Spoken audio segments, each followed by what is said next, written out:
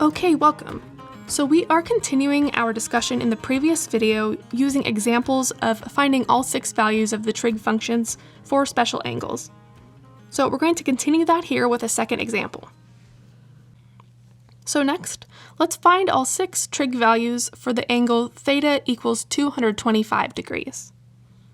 You can pause the video now and try this if you'd like, and come back and we'll finish it together. Remember, in the previous video, I gave us 3 steps that we follow.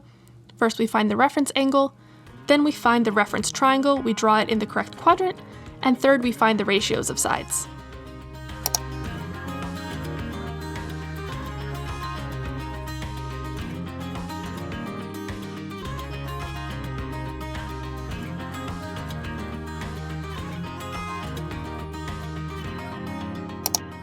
Okay, let's try this out. So if we have 225, I'm noticing that this is bigger than 180, and so it puts us in quadrant 3. It's not past 270, which would be quadrant 4, so it's in quadrant 3, and if I add 45 to 180, I get 225.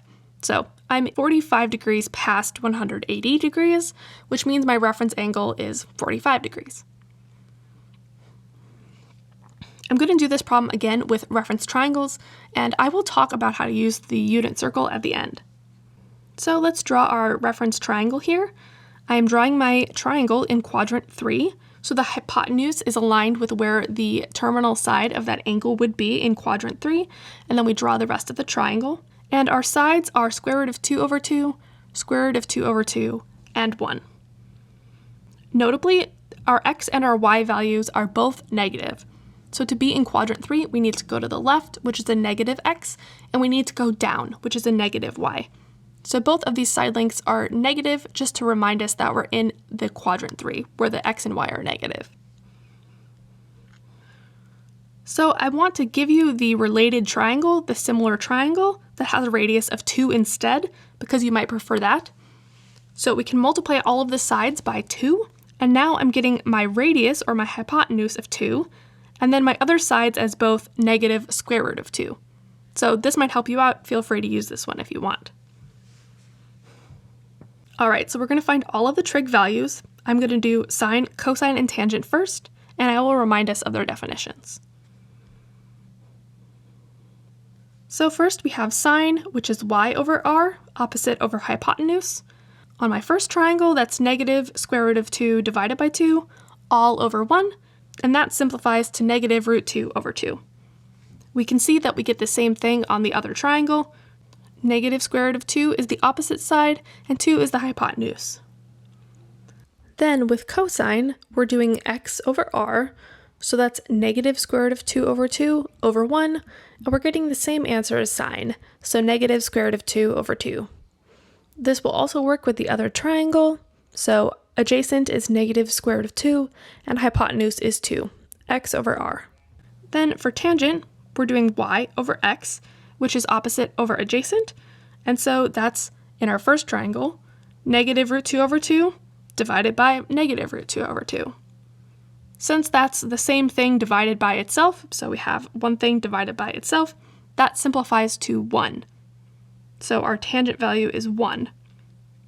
You can say the same thing would occur on our other triangle, so we had negative root 2 over negative root 2. Since we're taking a number and dividing it by itself, we're getting 1. Okay, let's finish it up with the other 3 trig functions. So because we found sine, cosine, and tangent, you could actually just take their reciprocals to get these, but I'm going to walk through how to do it with the triangles. So for cosecant, we have r over y, that's hypotenuse over opposite. So on my first triangle, that's 1 over negative root 2 over 2. I multiply by the reciprocal, and that's negative 2 over square root of 2. This is easier seen on our new triangle as the radius 2 over the opposite side, negative square root of 2. If you check back to what you wrote down for sine, you should see that this answer is the reciprocal. Then for secant, we do r over x, or hypotenuse over adjacent. So that's 1 over negative root 2 over 2. We multiply by the reciprocal instead of dividing by that fraction. So I'm getting negative 2 over the square root of 2 as my secant value. Again, you can see this on the new triangle by doing radius or hypotenuse of 2 divided by x adjacent, which is negative root 2. Similarly, this is related to the cosine in that it's just the reciprocal. Then for cotangent, we have x over y, adjacent over opposite. So I'm getting negative root 2 over 2 over negative root 2 over 2. Like we did with tangent, because we have something divided by itself, we're just getting 1. And the same follows for our new triangle. So there we go. These are our final answers. And again, you can confirm here how these are related to each other. So sine, we take the reciprocal to get cosecant.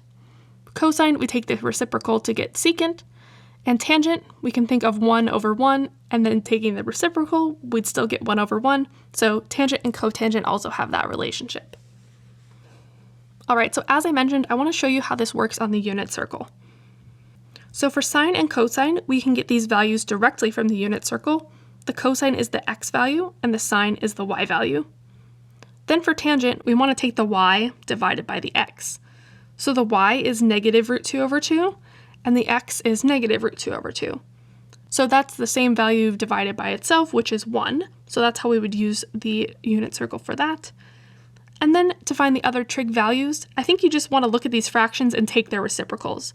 So for sine, we look at the y value and we take its reciprocal to get cosecant. For secant, we look at the cosine value of the x and we take the reciprocal. And for cotangent, we would maybe just do x over y instead of y over x. Again, I think it's good to know how to do this with triangles because we won't always be on the unit circle. We're going to start working with angles that aren't on the unit circle eventually. Alright, thanks so much for watching, and I will talk to you in the next one.